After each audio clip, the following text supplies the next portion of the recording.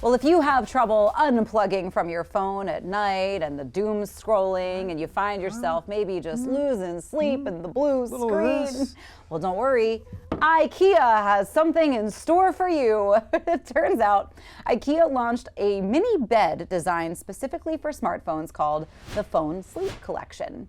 The idea is you place your phone in this tiny bed when you go to sleep to discourage late night scrolling and promote better sleeping habits. The product includes an embedded NFC chip that tracks how long the phone stays tucked in, i.e. screen-free.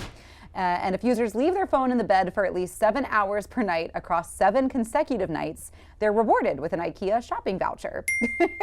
Looks like this isn't available in the United States at the moment, but it is part of a promotion overseas. IKEA frames the product as a small, mindful ritual to help build better routines and improve sleep quality rather than just another gadget.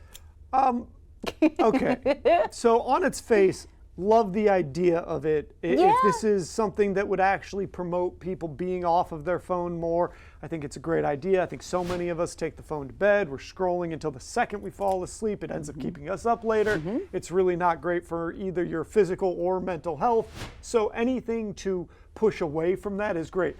However, I never really buy into the things that are like, you're putting barriers in place that you can just violate. Like, I'm never going to get that voucher. I'm just going to take the phone off the little bed. Like, that's what's going to happen. I mean, I guess maybe if I put the little bed in a whole nother room and I had tucked it in already, then maybe I'd have a better chance of not wanting to physically get out of bed just to go check my phone. I think like that might be the key to making that successful. I do think it's kind of funny that like, you have to treat it like a little baby doll, you know, tuck your phone in and say goodnight. And it's kind of cute. But I do also think that we've sort of seen this reward system formula before. I feel like years ago, there were apps that were like reward systems for weight loss. Like if you worked out a certain amount of times, you would get either, I think there was a dollar value attached to it actually, but I can't remember what it was. Those streaks on certain things help. I know that people that use the apps that for language and stuff, they always want to keep their streak going. So, well, the Duolingo owl would bully you. It really will. He was mean. It'd be like, you're the worst. Why are you not learning your language right now? He was a manipulative relationship that you would have with the Duolingo owl, because he'd be like, I guess I'm just worthless to you then. You don't care about your Portuguese. And he starts to like look aged and decrepit the longer that you're away. Yeah, that's a whole different terror that we can get into probably in its entire own segment. But I think that things like this, like you might even do it for a week to do the first one, but I doubt you're doing it for 2 weeks, and I really doubt you're doing it for a month. So we got to hold ourselves more accountable on our own right than anything that somebody from the outside can do. I think so too, and I think it's really, really difficult. I mean, I remember a few weeks ago I was like, oh, I've got my physical alarm clock, but it was too loud for my man, so now I don't have my alarm clock and I'm gonna have to look for a slightly quieter one. But like now that I'm in that in-between, guess who's back on her phone? It's me.